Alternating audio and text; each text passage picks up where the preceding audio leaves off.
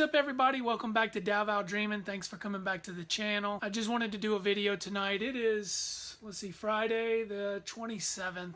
It's in the evening time. If I look haggard, it's because I got up early this morning, went to bed super late, got up this morning. Jess and I went to do her biometrics, or tried to. We actually tried to show up early and kind of skip line in the system, which they didn't bite on that, so we have to go back another day, but it's okay. We're scheduled for the 21st of next month. But what I wanted to do is talk tonight about sending money to the Philippines. I've always wanted to do this, but kind of shied away from it because I think that it can be a controversial topic, and I had my own opinions, but really didn't want to, make a video about it really. But recently, my wife, communicating with some friends back in the Philippines, she's heard some stories from friends in the Philippines that have family here in the U.S. that when they were in the Philippines, they were contributing to their family, and then now that they're in the U.S., their husband really doesn't want to contribute, from what I understand. I didn't get the whole story. Anyway, I wanted to do a little video on that and share with you my thoughts, my opinions. My opinion won't reflect every American's opinion or every foreigner's opinion. My opinion may not be right to some, but it's my opinion. I just wanted to share it. So I think the first thing to think about and talk about, and I think I'm talking to a lot of the foreigners out there. My goal is to help foreigners, kind of the ones that don't believe in sending money, broaden their thinking on this subject. And also, maybe it'll help some Filipinas, be able to approach their husbands or fiancés about this subject, or kind of plant the video. I don't know. But I think the first thing for a foreign guy, in America in particular, to consider is the family structure in the Philippines regarding money.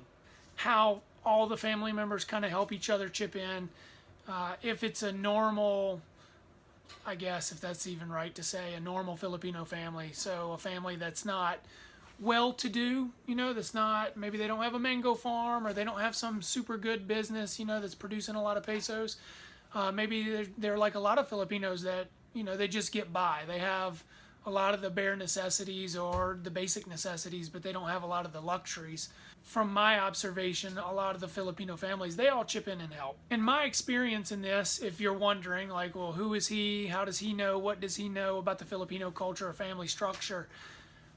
I know there's people that's been in the Philippines for a long time, foreigners that's been there for years. My experience comes from almost spending about 6 months in the Philippines in 2015, so I really got to know a lot of people there, made a lot of great friends, and got to see the way they interacted, got to hear their stories. So I feel like my 6 months in the Philippines, almost 6 months, gave me a bigger picture of the way things are there versus some of the foreigners that go there for 2 weeks, meet their fiance, and then they bounce back to the U.S. and they never go back again. Maybe years later when their fiance's here and they're married and they go back to see the family. But I think there's some foreigners that go there for 2, 3, maybe 4 weeks, and that's it. So for me, almost spending 6 months there, I feel like I have a good baseline of, how the structure is there, the family structure. I think that, foreigners need to really understand that even if a family is doing okay, kids generally, the kids will grow up, move out, go to college, whatever, get a job, and they still kind of help the family. They'll send money back and help the parents, whether it's because they're lolos and lolas now, or, whatever. They're just getting up in age and they just want to help them so they don't work so much. It's very common in the Filipino culture that the kids help out of gratitude and send money back to the parents of the family. And some of them, the oldest sibling will send money back to put the younger siblings through college. So very common in the Filipino culture to send money back even when you're an independent adult. Very unlike the U.S. We move out. I moved out at 18, never looked back, never sent a penny back. Now that I'm older, every time I see my parents, I try to, treat them to lunch. If we go out to eat, I don't let them pay, out of my gratitude for them for raising me and taking care of me for those 18 years. So I think if a foreigner, if an American really understood the dynamics and the cultural differences in the Filipino family, they'd have a little bit better understanding, and some tolerance for the Filipina wanting to send money back. And not all Filipinas need to or feel the need to send money back. Some of them, their families are well to do, and there's no need. They'll say, oh, there's no need na lang to help. They're okay. That's probably going to be a small percentage. There's going to be a large percentage of Filipinas that, in my mind, I'm thinking of 3 different scenarios. So let's say Filipina works OFW. She's more than likely going to be sending money back to help the family. If she's working locally there in the Philippines, just know that entry-level job there, let's say Jollibee, equivalent to McDonald's here, they're earning, in my calculations, an estimated of, $5.50 to $6.50 a day working at an entry-level job like McDonald's in the Philippines. If you're a nurse, which we know in the U.S. nurses do pretty decent, a nurse in the Philippines makes in 1 month what a nurse in the U.S. makes in 1 day in the lowest paid areas of the U.S. In higher paid areas of the U.S., a nurse will make in 1 day double what a nurse in the Philippines makes all month. And nurses in the U.S. only work 3 days a week. Nurses in the Philippines usually work 5 to 6. So there's a huge difference in money, as a lot of us already know. But when I say that, I'm thinking like, even if a Filipina comes here and she works, right? So let's say she works an entry-level job at McDonald's, and they make $300 a week after taxes. They're making they're bringing home about $250. It's not unlikely that Filipina might want to send about $50 of that home a week. So about $200 a month, which $200 a month will go a long ways in the Philippines and really make a positive impact to their family. It's just sad to me when I hear some foreigners that, they don't want to calculate that into the budget. They, if their Filipinas working, they want to retain all the money. They don't understand why she wants to send the money home. And even if the Filipina is a stay-at-home wife, those situations, I think really the foreigners probably really don't want to send the money home, because now they're taking on what they think is a debt or a liability, a monthly liability every month that they didn't have before and that they may not have accounted for in their budget. With that said, I would ask, foreigners to kind of, think about, this young lady or woman, Lola, if you're a mature guy at 50, 60 years old, she's coming here, she's leaving everything behind, the life she's always known, all her family, brothers, sisters, kuyas, whatever, to come be with you. So she's leaving everything behind to come be a wife to you, maybe even start a family with you, make kids, and raise these children with you and for you. You gotta, if she wants to send money home, I think that, it's a good thing to do that for her if that's what she feels she needs to do for her family. There's been multiple studies done in the U.S.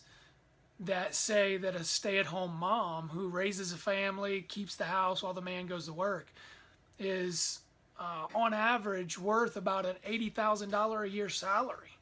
So, when you think about that, even if you looked at it from an entry-level job, just staying home, which to me is a lot of work. I'd much rather go to work and punch a time clock, clock in and clock out, than stay home, wash clothes, cook 3 meals a day, take care of crying kids, and do all that. But even if you looked at it from a minimum wage viewpoint, 40 hours a week in the house at minimum wage is still $300 a week.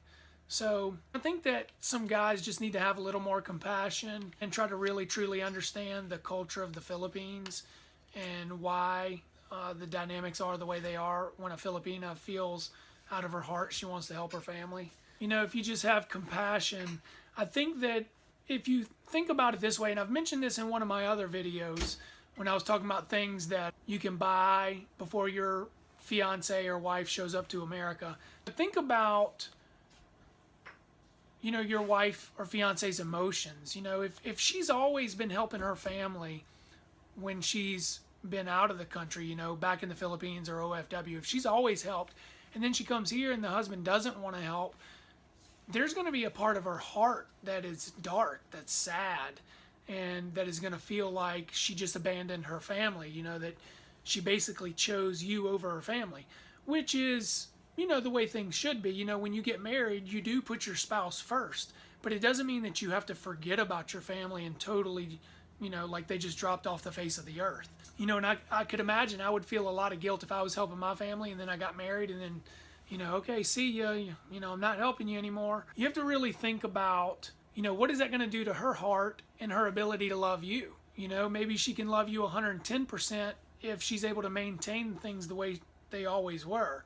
And if now, because of you coming into her life, now she's not able to help her family because you tell her she can't, then, maybe she'll only be able to love you with about 80% of her heart, because the other 20 or 30% is, going to be worried and mourning her family and the guilt that she may have for feeling like she abandoned her family. So, I think that guys just really need to consider that. I think that it's a really great topic that you guys need to talk about before she ever comes, so you can be up to speed on, what you're getting into.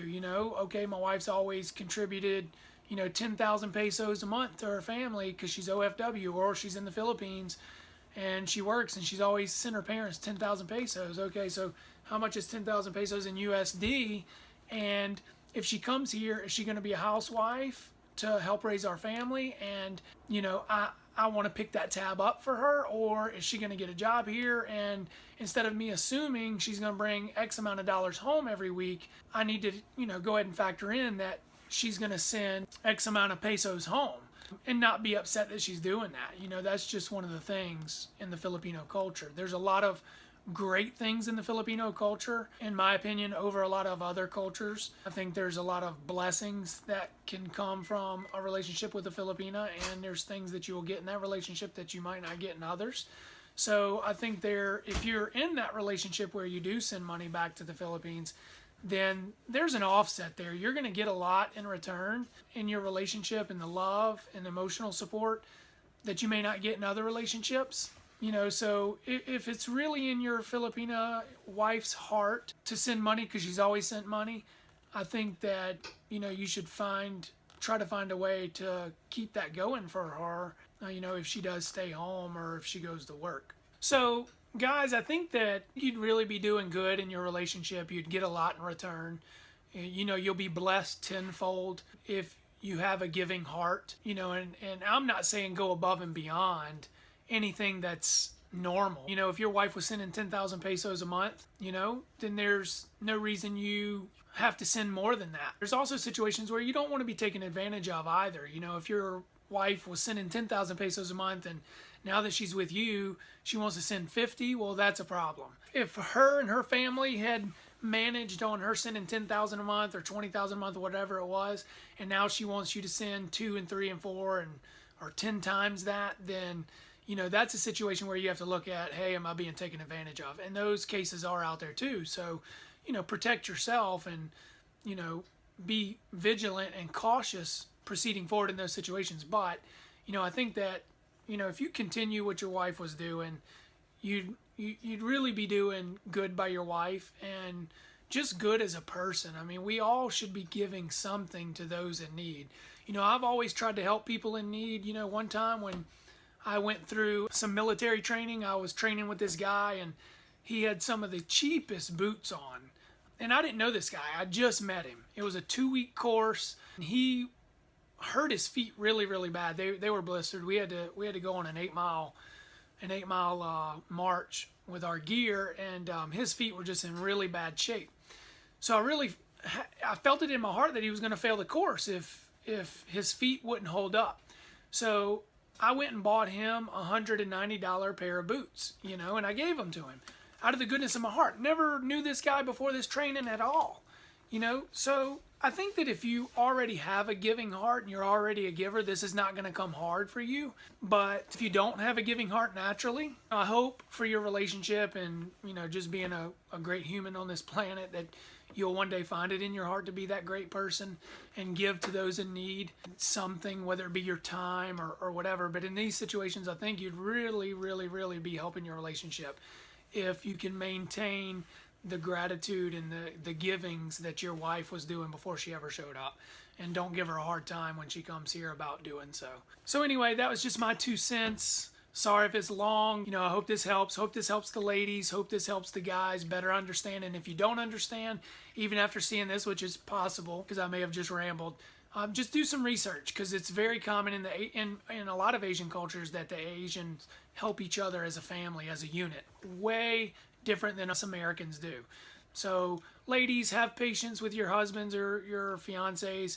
If there is a little pushback, try to help them understand, and maybe they'll come around, because it is very un-American. It's not uncommon and it's not unheard of. There are families in America that do that and help each other, but it's a very uncommon thing. Ladies, once us guys, once us kids here in America move out, we kind of usually never look back until the parents are Lolas and Lolos. So kind of forgive them at first if they give you a little pushback, but hopefully this will help everybody understand and bring them up to speed and educate people. So if you have any questions, drop them down in the comments below.